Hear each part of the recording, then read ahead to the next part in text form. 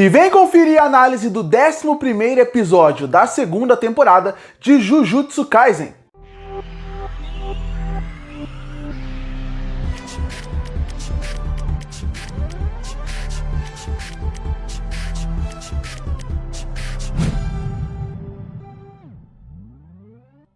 E o 11º episódio de Jujutsu Kaisen começa com o Fujiguro, o Megumi Fujiguro, o Itadori e também o Ino na frente de uma barreira que eles estão tentando quebrar para poder passar e lá ajudar na parte do Gojo e poder ajudar ele a sair daquele selamento que ele está. Depois que o Itadori dá um soco muito forte e até o Ino fica impressionado com esse soco, eles percebem que algo está diferente ali, porque aquele soco era para ter destruído aquela barreira, porque a pessoa que está dentro da barreira, que normalmente é para isso que é a função da barreira, ela não conseguiria fazer com que ela se mantesse estando dentro da barreira. Então eles chegaram numa teoria: e se a pessoa não estivesse dentro da barreira, se ela estivesse do lado de fora? E o Ino até fala que isso seria contra o conceito da barreira. Porque qual é o conceito dela? Ou é para você prender um número de pessoas específica para ela não conseguir fugir e você conseguir ganhar uma batalha, ou você faz uma barreira para pessoas não conseguirem entrar e você ganhar uma batalha com as pessoas não conseguindo alcançar você. Quando você está do lado de fora, a barreira não tem um propósito. Mas essa é a conclusão. O Itadori chegou nessa conclusão considerando outra luta que ele teve e que era algo muito parecido. Quem criou a barreira estava do lado de fora. A partir daí, eles percebem que eles têm que ir atrás de quem está criando essa barreira, e eles percebem que eles estariam no lugar mais óbvio, porque as pessoas nunca imaginariam que estariam escondidos num lugar tão óbvio, e eles estão no maior prédio de Shibuya que existe. A partir daí, eles sobem até o prédio e vão enfrentar aquelas 3 pessoas que estão ali. No começo, tanto o Fujiguro como o Itadori afastam alguém com a corda que eles têm, com o fio que eles aprenderam com a Maki, que é super resistente, e jogam eles para baixo do prédio. Enquanto isso, o Ino acaba ficando lá em cima para lutar contra eles dois. Algo que é muito importante destacar é como que eles vão fazer para destruir a barreira. O negócio é, existem pontos específicos. Se você conseguir destruir esses 3 pontos específicos, você vai conseguir destruir a barreira. O primeiro ponto o Ino destrói, mas ele percebe que os outros 2 não estão ali. E ele percebe que quem está com aquele recipiente que pode destruir a barreira está na mão do lutador que vai lutar contra o Megumi e também o Itadori. Assim que acontece isso, eles vão começar a luta e aí começa a abertura. Quando volta da abertura, a gente vê um flashback do Ino conversando com o Nanami, e aí mostrando um pouco mais de quem é o Ino, porque a gente conhece ele muito por cima. Ele parece um personagem carismático, ele aparece rapidamente no filme Jujutsu Kaisen Zero, mas ele nunca teve uma participação. Essa é a primeira vez que ele tá tendo diálogo, tá tendo fala, tá ficando na frente da cena. E nesse ponto, a gente consegue ver um pouquinho mais dele, que ele é um cara honesto, porque ele tem um poder super poderoso, e esse poder já faria ele ser um grande mestre feiticeiro só pelo seu poder, mas ele quer ser reconhecido por alguém que ele admira muito, que é o Nanami. E a partir daí, ele vai tentar fazer isso para conquistar a confiança dele e a confiança dos outros feiticeiros.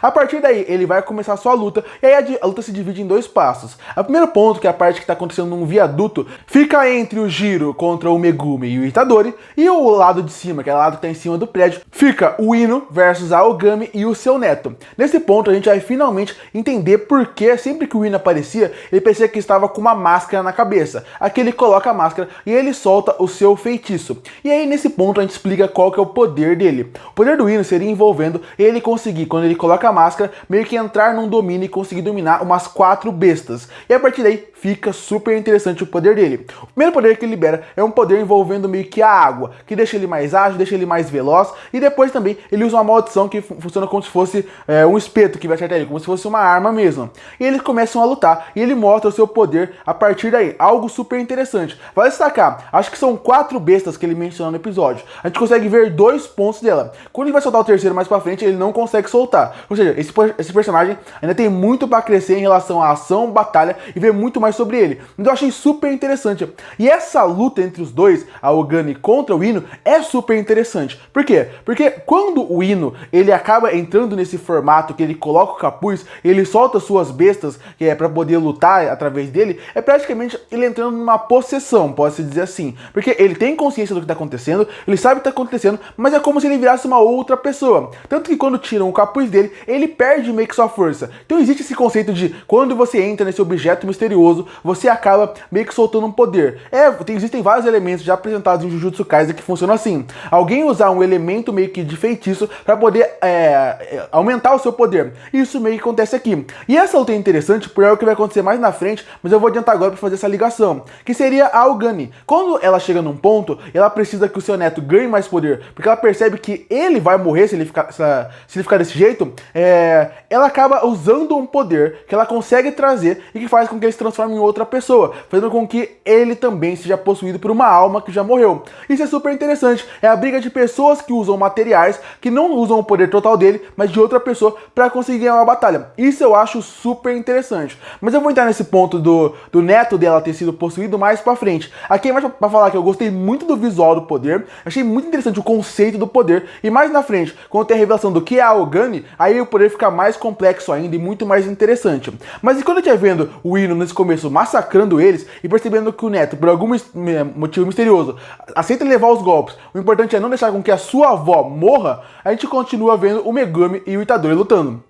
Eles fazem de tudo pra conseguir acertar aquele vilão, mas eles não conseguem acertar, porque o poder deles, eles batem com toda a força, acertam com toda a força, mas ele não sofre um arranhão. O Fujiguro, o Megumi, ele usa todas as invocações que ele pode usar, todas que a gente conhece, invocações poderosíssimas que eram pra destruir qualquer pessoa, até as mais poderosas dos demônios. E aqui não acontece, ele não consegue fazer isso. E aí eles percebem que algo diferente está acontecendo. Nesse ponto, tem um contra-ataque, mas antes de ter o contra-ataque, o episódio chega na metade. Quando ele chega na sua metade e o episódio vai voltar, a gente percebe que tem um flashback falando sobre o Gojo criança. E esse ponto é muito importante para conhecer um pouco da motivação desses vilões. E a motivação é, eles são muito poderosos, mas o Gojo é tão poderoso que ele destruiu tudo. E isso eles explicam muito bem. Eles falavam que naquela época, quando eles estavam na ativa, eles matavam as pessoas, eles tinham um potencial para fazer o que eles queriam, o que eles realmente quisessem fazer. Porque existiam feiticeiros poderosos, mas era tudo muito nivelado. Então eles eram livres para poder ser o que eles quisessem, matar quem eles quisessem. Quando o Gojo nasceu, esse equilíbrio do mundo se desfavoreceu. Os feiticeiros ficaram muito fortes e as pessoas que estavam contra meio que essa ordem dos feiticeiros, a ordem natural da sociedade, foi ficando excluída. E esse é um ponto muito interessante, porque eles sempre destacam o Gojo e o poder dele. Desde o começo da temporada até agora, o ponto principal é destacar qual é o poder do Gojo. E eu gostei muito disso.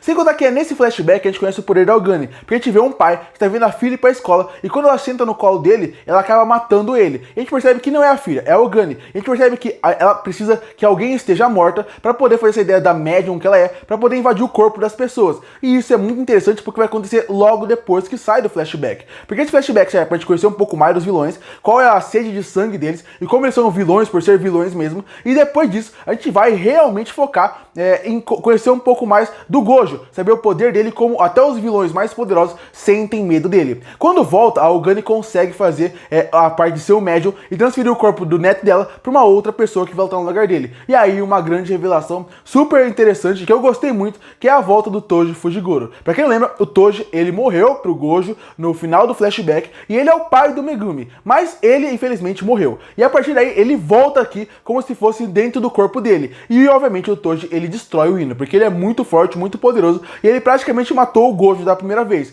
Se ele conseguiu quase matar o Gojo, qualquer outro personagem vai ficar meio que fácil pra ele. É super interessante saber mais pra frente como isso vai se desenvolver. Quando o Toji ele entrou no corpo do neto, ele vai conseguir meio que virar o corpo pra sempre ou por um período curto? Será que o neto vai conseguir voltar ou o Toji vai tomar o corpo dele? E o que eu mais quero ver, será que o Toji nesse formato vai reconhecer o Megami, que é o filho dele? E aí a partir daí ele meio que destrói o Ino com uma certa facilidade, porque ele é muito forte. Ao mesmo tempo, a gente vê tanto o Fujiguro quanto o Itadori percebendo qual que é o poder daquele vilão. E o poder dele é o poder da inversão. Então se você dá um soco muito forte nele, ele vai fazer com que o soco volte muito forte. Se você bate fraco, vai voltar fraco. Ele vai ficar mais fraco. Então você precisaria fazer com que tenha um poder junto para poder fazer com que ele meio que se enfraqueça. E isso que acontece. O Itadori e o Fujiguro, eles dão um soco junto com a maior potência que ele tem. E o vilão, achando que eles não perceberam qual que é o poder dele, o Fujiguro, que é super inteligente, já deixou de uma das suas invocações, que é aquele sapo, usar o poder e acertar ele. A partir daí, a luta se mantém mais um pouco. O Itadori, ele consegue fingir que vai acertar ele e derruba ele. E meio que o episódio termina aqui, com o Fujiguro admitindo que o Itadori é muito forte.